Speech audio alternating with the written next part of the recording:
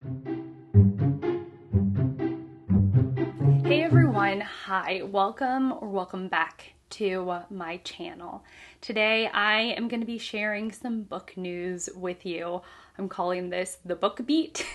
It's new for my channel, but I'm excited to get started and to dig into what's going on in the literary world from a bunch of different aspects. So if you're new to my channel, then hi, welcome. If you're not new, welcome as well. My name is Shelly and I really love books and reading. It is my favorite hobby, and I am excited to dive into what's going on in the book world to this day.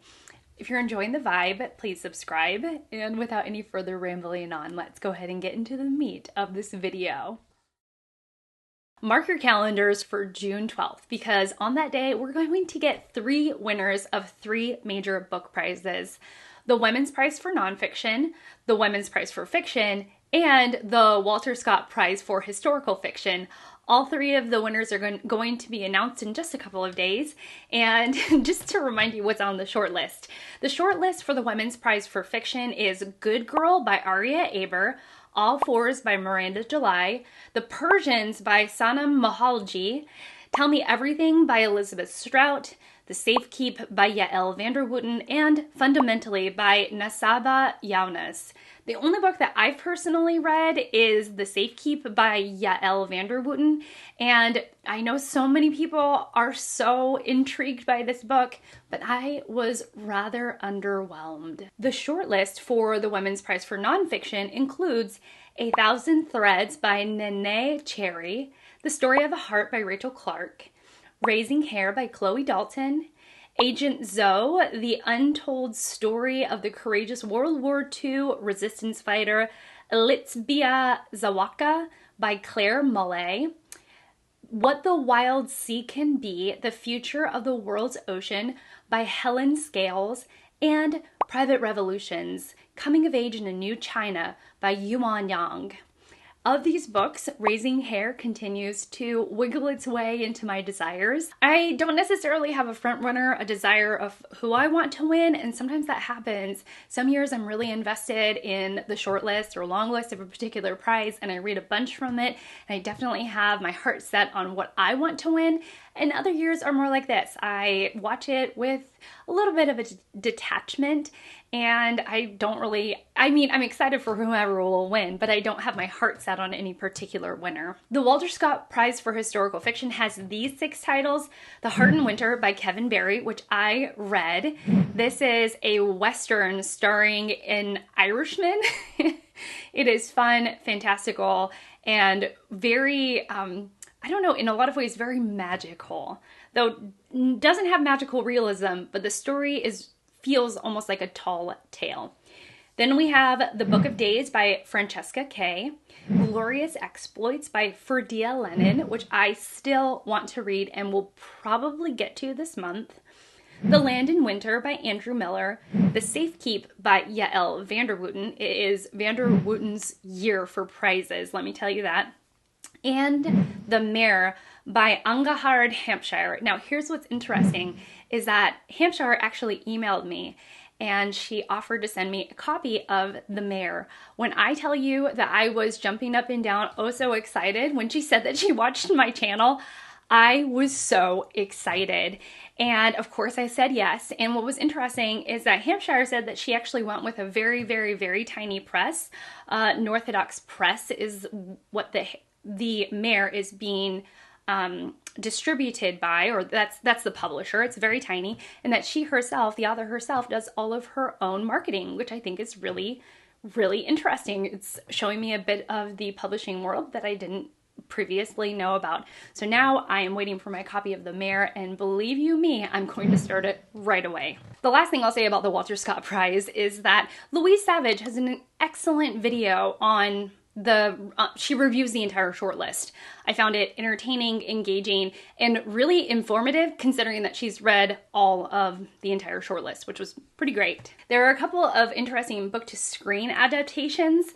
The first one is that there is now a release date for the Thursday Murder Club movie. The Thursday Murder Club is a series by Richard Osman, and it is about elderly people living in a retirement community, and they, at least in the first book, they start to look into cold cases, and they call themselves the Thursday Murder Club. They have some A-list stars starring in this Netflix release. There is Pierce Bronson, Helen Mirren, Ben Kingsley, and Celia Imrie, which is like, what a cast. What a cast. The next book to screen adaptation had me scratching my head because I wasn't exactly sure how it was going to work.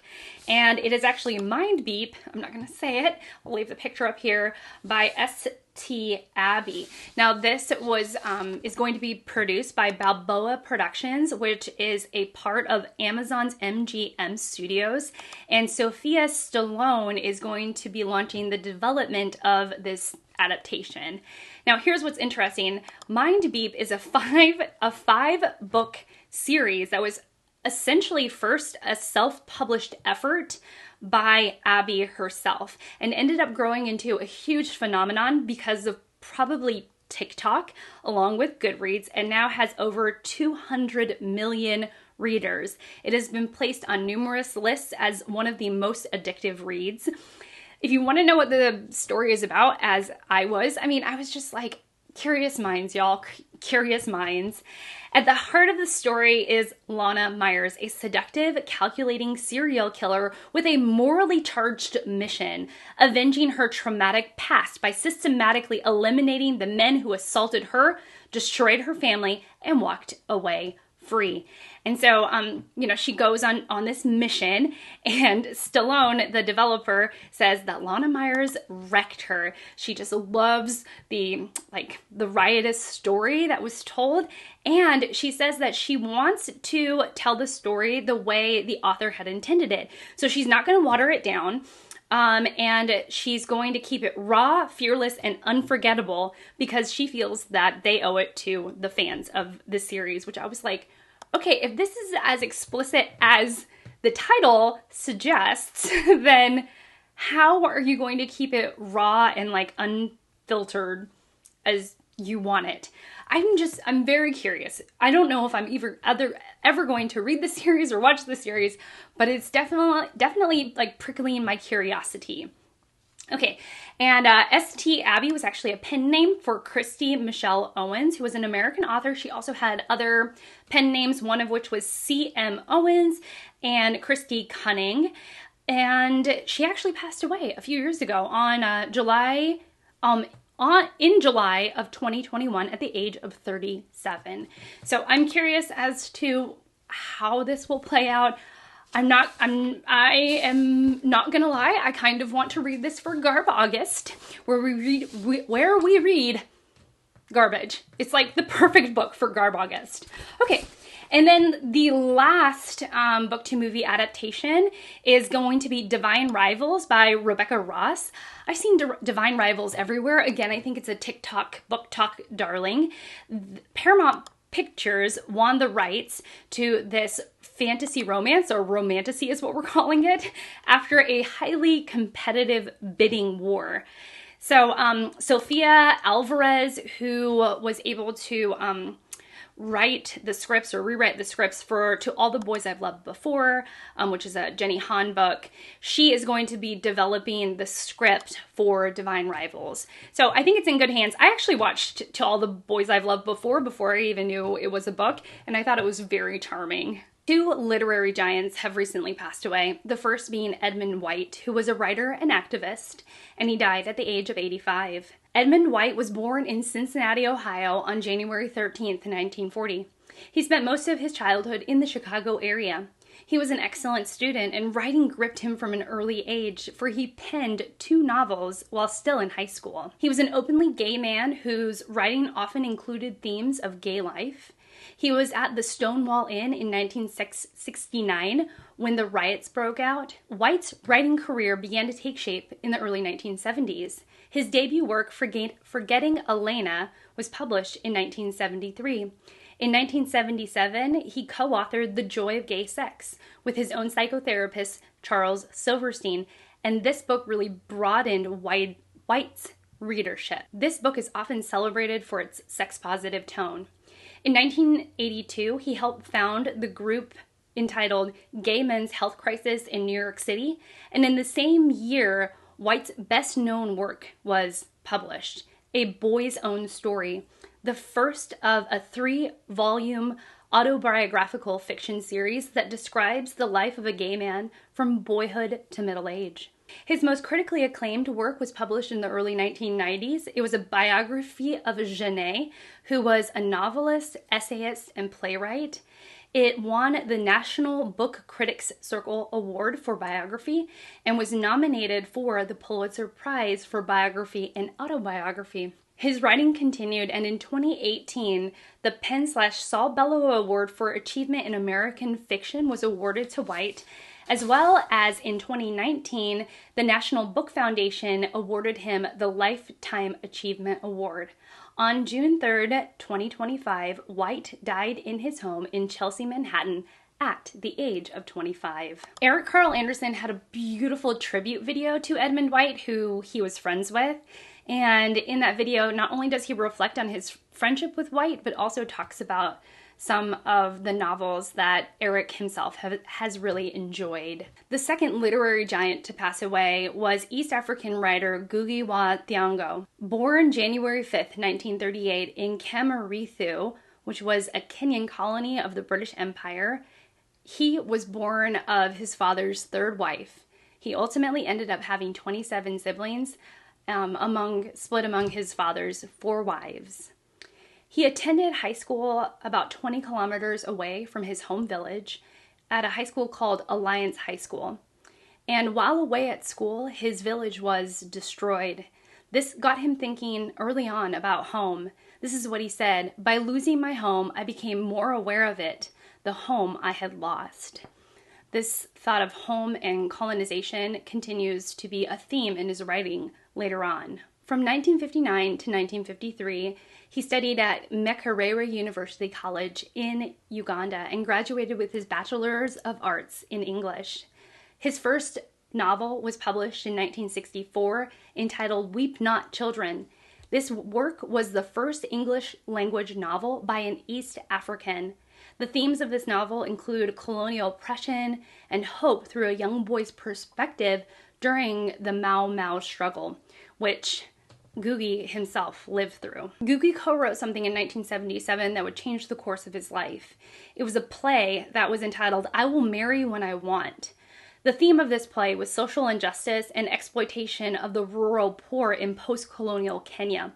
What happened was that the Kenyan government shut down this play after 6 weeks of its opening, and Ngũgĩ was imprisoned for over a year.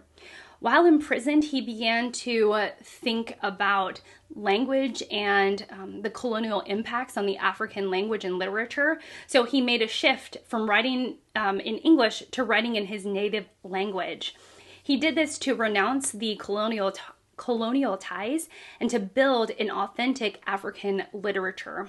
After Ngũgĩ's release from prison in December of 1978, he was not reinstated to his job as professor at Nairobi University, and his family ended up being harassed. So much so that his family was forced to live in exile. A couple of decades later, his new book came out, and it was the first book in several decades. It was published by Random House, and it's called Wizard of the Crow. The themes of this are a satirical novel about dictatorship, power, and resistance in a fictional African nation. This has won numerous awards and accolades, including being shortlisted for major literary awards. Behind the scenes, Ngũgĩ has actually been in the running for the Nobel Prize for Literature. It has been said that his name has been thrown around multiple times, multiple years for the Nobel Prize. And he also has been given just huge awards for his achievements, including Eric Maria Marquez Peace Prize in 2019 that was awarded to Ngũgĩ, and then in 2022 the PEN Nabokov Award for Achievement in International Literature was given to him. On May 28th, 2025, Ngũgĩ passed away. He's been one of Africa's most influential writers and advocates of African languages. His story is fascinating. He's written fiction, nonfiction, memoirs, biographies, and the list goes on. Incredibly prolific and just a fascinating life, especially seeing that he did write in English for part of his life. And as an act of rebellion and passion, he switched to writing in his native language and had his works translated into English, which I think is just, I don't know, bold, wonderful, says a lot about his character and says a lot about him. Let's end this video on some new releases that I'm particularly interested in.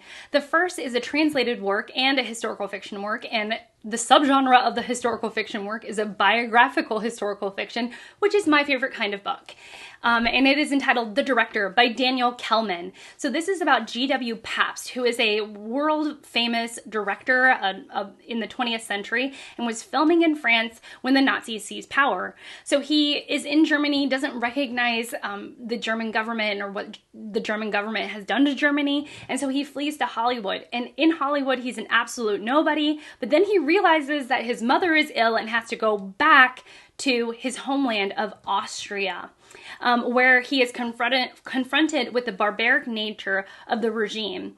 So when Joseph Goebbels, the minister of propaganda in Berlin, sees the potential for using the European film icon for his directorial genius and makes promises to Pabst and his family, Pabst must consider Goebbels' thinly veiled order. So what are you going to do? Are you going to follow, or are you going to risk your life saying no?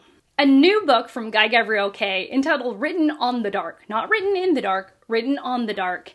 This is about Villard, a tavern poet who becomes entangled in royal intrigue, war, and supernatural mysteries. Encountering an aristocratic muse, a healer guided by inner voices, and others as his wit and charm are tested amidst the nation's unraveling.